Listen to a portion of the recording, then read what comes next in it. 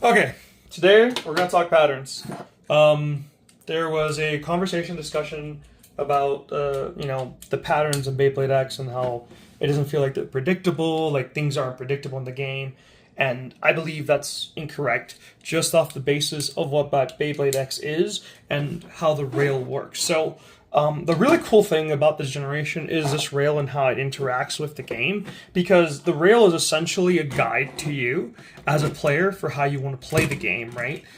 If you're more defensive, you might actually even want to do a reverse rail, for example, and come all the way back here, and then you do your drop because you're going to waste the attacker's time. If you're an aggressive attacker, maybe you want to actually do a quick drop, which is basically you launch on this side like you're doing a drop launch, but instead of doing like a rail stall here, you just want to go straight into the action. Then there's the other version where it's like you do it one drop, you come back and you do another drop, just in case in the first drop you miss on your opponent, the second drop is supposed to catch you. Then there's the double drop where it's like you go here and then you go back up here and then you drop from this angle too. So there's like so many movements like from Tungsten and all these launches that really make your gameplay expand.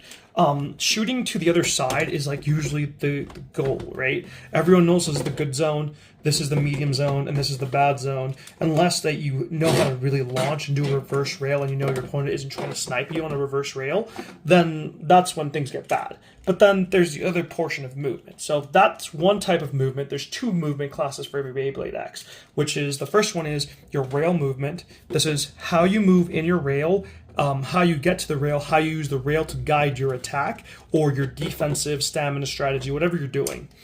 On the other hand, then there is the other type of movement, which is your Beyblade's natural movement and how they function in relation to the rail. Now, these two are both important because two affects one. For example, my level bits, right? When I'm running level, one common movement of level is that it actually is really good at rail stalling. So rail stall, rail stall, rail stall, drop, come back here, rail stall, rail stall, rail stall, rail stall. Here stops right here, usually at the halfway point. Sometimes it stops all the way here and does another drop, but usually it comes out here. And there's a lot of blades and bits that do this. They come here and then they go strewing here at the middle. So this is actually a dangerous position. So keep that in mind. Another thing that you notice about your gameplay and your movement is it's usually in relation to the rail. In past generations, people would just stay in center, and that's all they would get. They would just play their rods, right? And then they would launch it, right? And this is basically it. You just stay center. And this movement is just oblong.